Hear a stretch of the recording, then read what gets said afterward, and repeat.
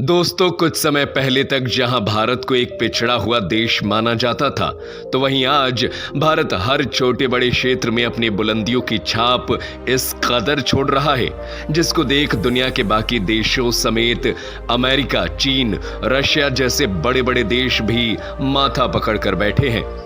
बात करें defence sector की, तो भारत का डिफेंस एक शक्तिशाली ताकत बन चुका है, जिसे आज की तारीख में टस से मस करना भी नामुमकिन हो गया है। वहीं कुछ सालों पहले की बात की जाए तो डिफेंस मजबूत तब भी था, लेकिन हथियारों के लिए भारत को बाहरी देशों पर डिपेंडेंट रहना पड़ता था।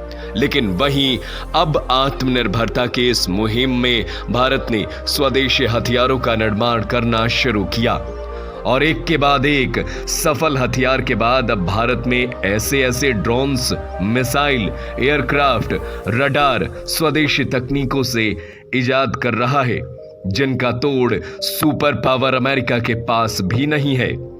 इन शक्तिशाली हथियारों को दुनिया के कई देश खरीदने की लाइनों में लगे हैं, जिससे आप अंदाजा लगा सकते हैं कि किस स्तर पर भारत विश्व में अपने झंडे लहरा चुका है।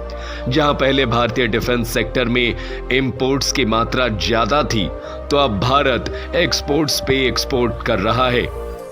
आपको बता दें कि भारत का डिफेंस एक्सपोर्ट 2022-23 में लगभग 16,000 करोड़ रुपए के उच्च स्तर पर पहुंच गया है, जो 2013-14 में मात्र 686 करोड़ रुपए था। ग्लोबल डिफेंस मैन्युफैक्चरिंग सेक्टर में 23 गुना इंक्रीमेंट भारत की प्रोग्रेस को दर्शाता है। गवर्नमेंट रिलीज द्वारा बताया गया कि 85 से अधिक देशों में एक्सपोर्ट पहुंचने के साथ भारत के डिफेंस सेक्टर ने दुनिया को डिजाइन और डेवलपमेंट की अपनी क्षमता दिखाई है। आपको बता दें कि एट प्रेजेंट 100 कंपनियां डिफेंस प्रोडक्ट्स का एक्सपोर्ट कर रही हैं। डिफेंस एक्सपोर्ट को बढ़ावा देने के लिए सरकार ने पिछले 9 वर्षों में कई पॉलिसी इनिशिएटिव लिए और साथ ही साथ कई रिफॉर्म्स भी लिए गए।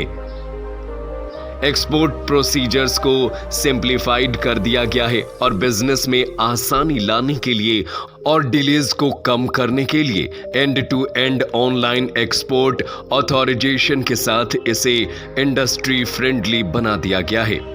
साथ ही दोस्तों, इसके अलावा आत्मनिर्भर भारत पहल ने देश में डिफेंस प्रोडक्ट्स के स्वदेशी डिजाइन, विकास और निर्माण को एनकरेज करके देश की मदद की है।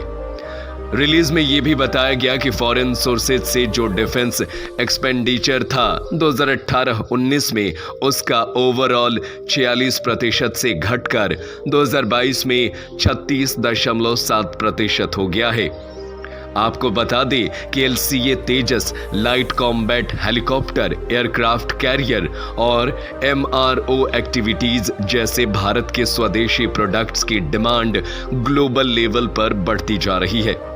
भारत, जिसे कभी मुख्य रूप से डिफेंस इक्विपमेंट इंपोर्टर के रूप में जाना जाता था, वो अब Dornier 228 artillery gun, BrahMos missile, Pinaka rocket जैसे बड़े हथियार का एक बहुत बड़ा एक्सपोर्टर बन चुका है। ऐसा ही चलता रहा तो भारत को एक सुपर पावर बनने से कोई नहीं रोक पाएगा। बहरहाल दोस्तों, बढ़ते हैं हमारी आज की दूसरी बड़ी खबर की ओर, जहां एक तरफ भारत के सुपर पावर बनने के डर से अमेरिका ऑलरेडी काफी परेशान है, तो वहीं भारत और रूस की साझेदारी कुछ ऐसा करने का प्लान कर रही है, जिससे अब पश्चिमी देशों को एक बहुत बड़ा झटका लगने वाला है। दरअसल दोस्तों, चीन की ओर से अपने फर्स्ट पैसेंजर एरोप्लेन की पहली यात्रा सक्सेसफुल कंप्लीट कर ली गई है। आपको बता दें कि चीन का ये एरोप्लेन 130 पैसेंजर्स की कैपेसिटी होल्ड करता है, यानी कि ये विमान 130 पैसेंजर्स को एक जगह से दूसरी जगह बड़े आराम से ले जाने में सक्षम है। कहने का मतलब है कि अब चीन भी कमर्शियल फ्लाइट के मामले में आत्मनिर्भर बन चुका है, लेकिन वहीं दूसरी ओर भारत आज भी अपनी कमर्शियल फ्लाइट के मामले में पश्चिमी देशों पर ही निर्भर है। जिसके चलते भारत का बिलियंस में पैसा पश्चिमी देशों में जाता है। पर यह देखकर रूस का कहना है कि हम दोनों देशों को कमर्शियल फ्लाइट के मामले में अब बाहरी देशों से अपनी डिपेंडेंसी को खत्म करना होगा और आत्मनिर्भर बनना होगा। और हाल ही में छपी न्यूज के मुताबिक यह संभावना बन रही है कि जल्द रूस और भारत मिलकर इसको इंप्लीमेंट भी करने वाले हैं।